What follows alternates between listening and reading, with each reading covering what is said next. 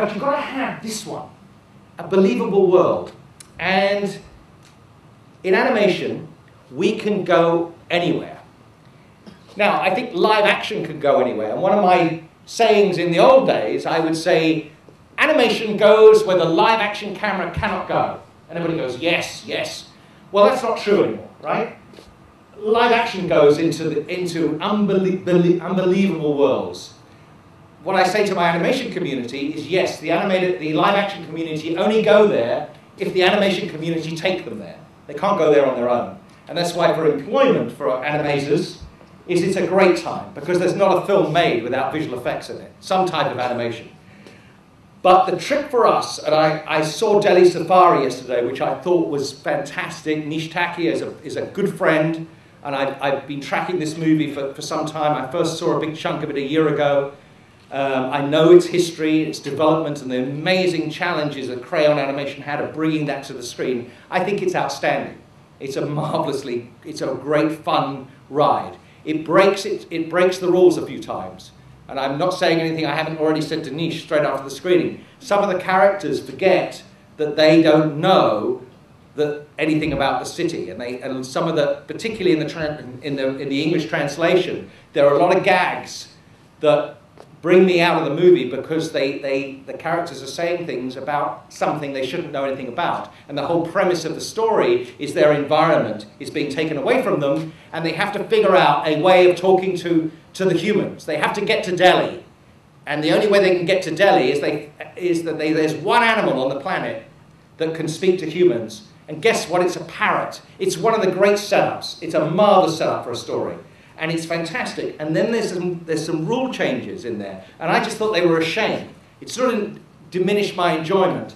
But if you're going into these unbelievable worlds, you've still got to have rules for them. You've got to have rules, and as live actions going into unbelievable worlds, they too have to have rules that we understand. And we have to have engaging characters. We, of course, have to create those characters. We have to design them. But they have to be characters that are going on a journey that we care about. And if we don't care about them, we're not engaged. And that doesn't mean to say, just nice characters that are just, lovely and friendly. I mean, villains. We love, we've got to have a villain we love if we're doing that sort of story.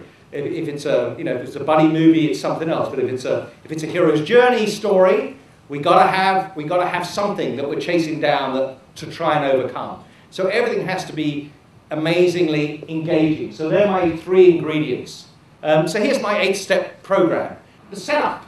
Any movie starts, movie doesn't start with some type of setup. The setup in the opening of Finding Nemo is absolutely extraordinary. In 3.5 to 4 minutes, we discover everything about their world, about the personalities, and why the father becomes so fearful. Because in this opening 3 minutes, 399 of Nemo's brothers and sisters are eaten, the mother is killed, and he is left with Nemo. And he says, I will never let anything happen to you. But in these 3 moments, they reference fish hooks. They give you a little pointer towards the fact that this character knows something about what happens on the surface. It's full of beautiful, undetected exposition. Just beautifully layered in. Also known as something happens, the call to adventure. Something has to happen. It's got to happen within a very few minutes of the film starting, right? For example, in this case, Nemo is kidnapped. We have all that backstory so we understand the dad, but then we've got to kidnap Nemo. So the trick is, and it's the same for live action, right? If something doesn't happen, we're not engaged.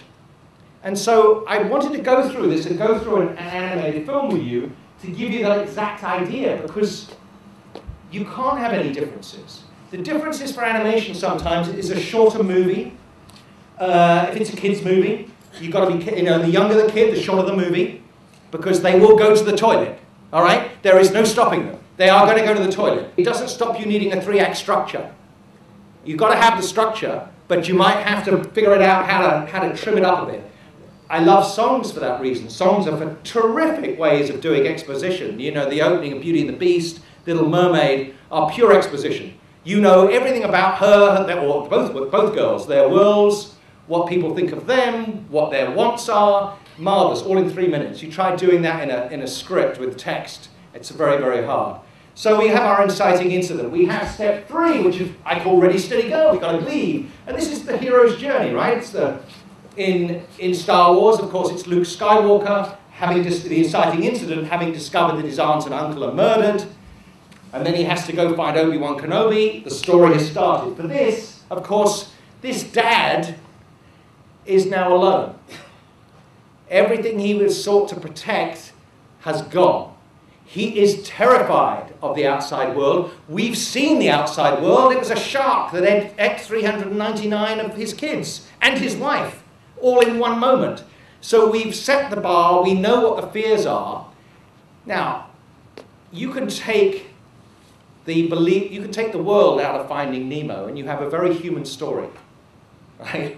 It's got nothing to do with fish, right? It's the end of Act 2, and we're going to take the downbeat moment. So these are all live action. This is all storytelling, no matter where you are, plays, music, anything. We're going to rip you apart. So I think we do a classic one. They've got the escape happening. They're going to break out of the fish tank and something goes wrong.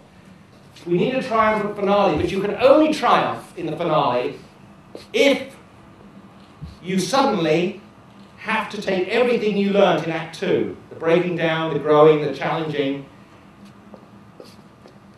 to now overcome something that happened that the audience participated in. They saw it happen. They saw this moment. And so this triumphant finale comes out of that absolutely classically defeated moment. Why does it need to happen, and how will it happen? Whys and hows all the time. You know, ask yourself those. Don't start thinking it'll look cool. Of course it's going to look cool. But it's going to look cool because the story needs it to look cool. Pitching. I wanted to spend a little time on pitching and give you an insight into how I've heard a lot of pitches. I do pitch. I wish I was better at it. I think it's a very, very hard thing to do. I've got some rules and regs on, rules and recommendations, let me put it like that, on pitching. So what is a pitch? I think a pitch is an opportunity, really. But here's the most famous one. You've all heard of this, right? You know the elevator pitch? You're in the elevator with Steven Spielberg, right? You got in on the ground floor, and you pressed to the 14th floor, and lo and behold, on the first floor, the elevator doors opened. And he walked in. What would you do? What could you do? Could you pitch him in the 13 floors that you have left? Now, assuming your mouth didn't go dry instantly, assuming you could get your breath, but could you?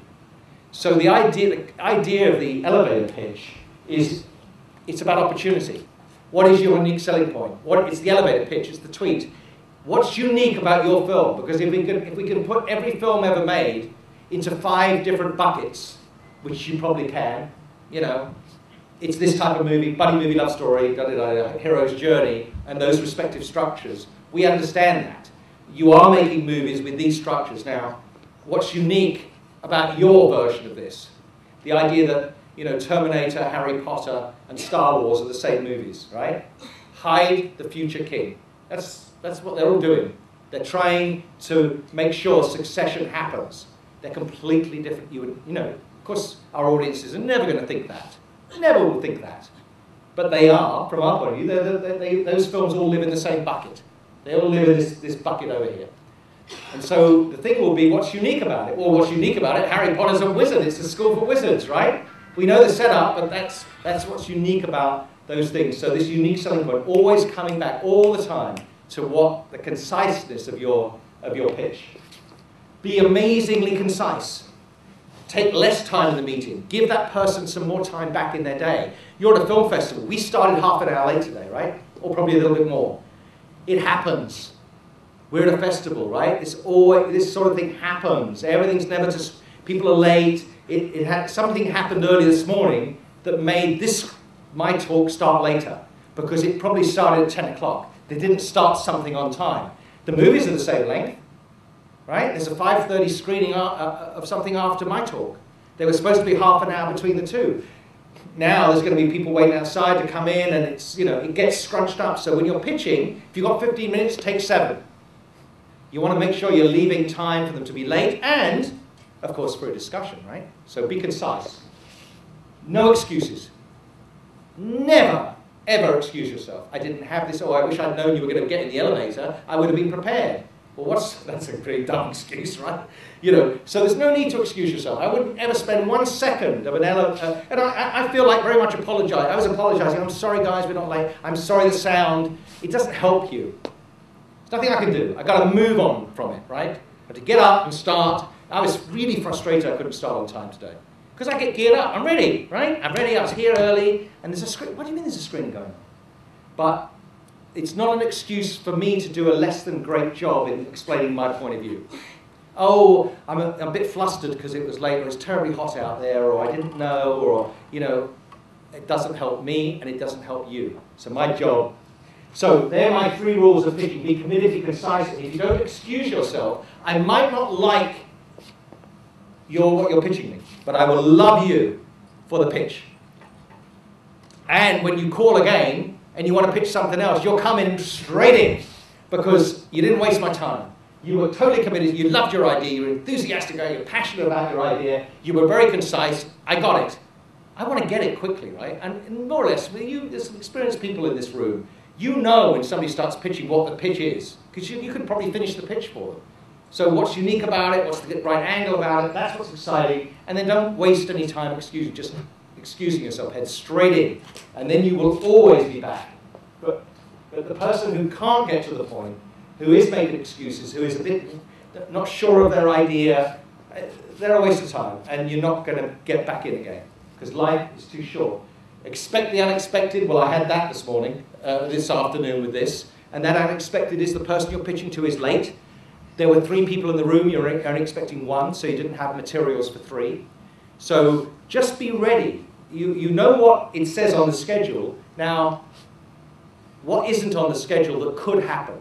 It's that idea. I use it for producing.